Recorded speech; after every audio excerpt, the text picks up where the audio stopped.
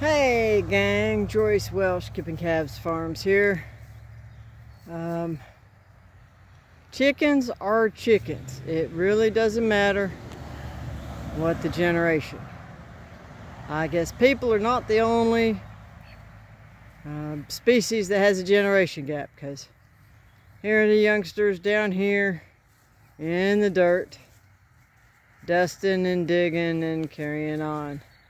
This was an area that the adults had access to yesterday. It's kind of like growing up as kids and you're stuck out in the living room at the card table on Thanksgiving Day. You're not able to go up and eat at the big people table. And that's what these guys are doing. That's some hay and busted up old tree trunk that's rotting out. And that's an area they did not have access to yesterday. And so adults get first nibs on that. And kids are having a blast. Dust bathing down here by themselves and picking and carrying on. So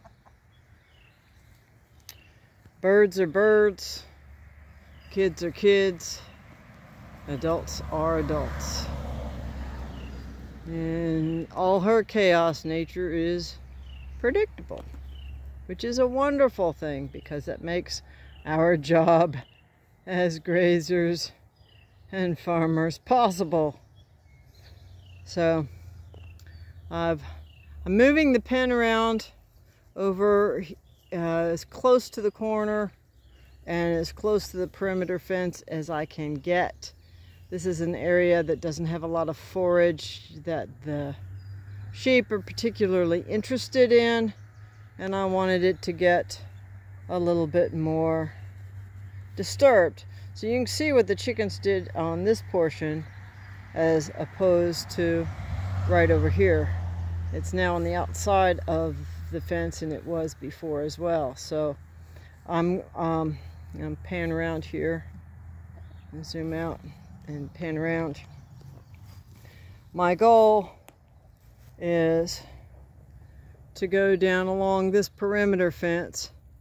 We've got some switchgrass down here and not a lot of quality forage, so I'm planning on moving the chickens down this edge because I'm going to be rotating the sheep up the opposite south perimeter fence next rotation.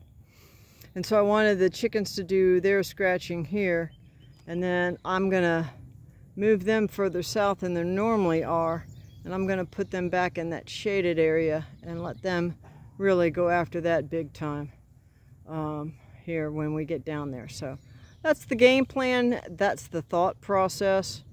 It's almost like having two herds because I do have two animals that are impacting the pasture. They are taking forage from it and disturbing forage. So you got to take that into consideration when you're talking about the size of the individual paddocks for the sheep each day, and going back and determining whether the pasture is fully recovered. It has to be recovered both after the chickens and after the sheep. So the other thing I want to do here in the next day or two is I want to put some straw down on that burn spot. We've had several days of some pretty good shade. We're going to be getting some sun and some higher temperatures here in the next week, and I'm just going to pull some hand leaves off of the hay off of that bale and spread it over this burn pile, or this burn scar in the soil, and see if we can't get that to heal a little quicker this winter. So I'm sharing the thought processes because that's the difference. You gotta think ahead, which sometimes I do very well and sometimes I do very poorly. We all make mistakes. But it is a skill. and all skills can be learned. And the one thing that's probably hardest for most ranchers and farmers is to understand this. What you think doesn't matter. Because nature's not listening. How you think is critical.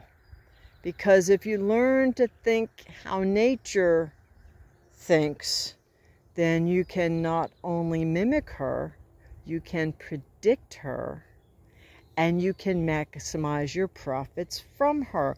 As people who control pastures and gardens, we have the largest, and farms, we have the largest solar collectors on the planet. We have the most efficient solar collectors on the planet. We control more energy than anybody else. So, what's wrong with this picture? Why are not more people farming? It's not because there's not profits to be made. Go look at what Greg Judy has done in the last 5 or 10 years, and it is amazing.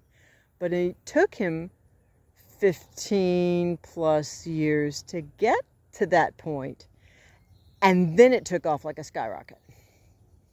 And so with that, gang, if you like what you hear and like what you see, I know I do a bit more talking than some, but teaching is so important. I can give you a recipe and it'll work for a while, and then all of a sudden you'll invest a bunch of money and it'll become a train wreck. And I don't want to do that for you.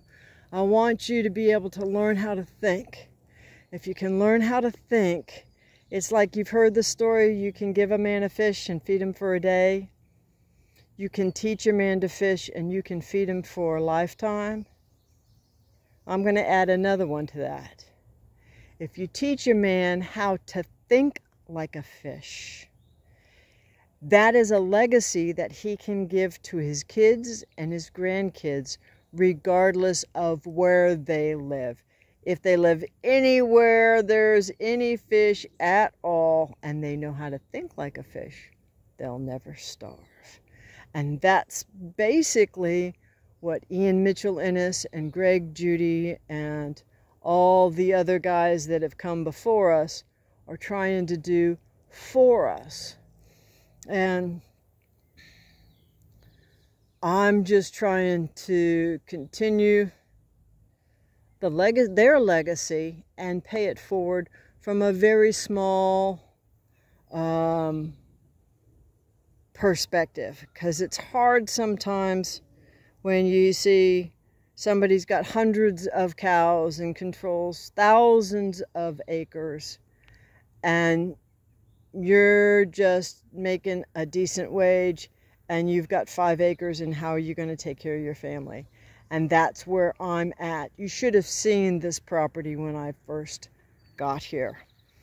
If you can see the trees on my left and you can see the sour oranges on my right, that whole area from the creek all the way up to the road behind me was completely grown over and nasty grapevines, some of them as big around as a man's arm.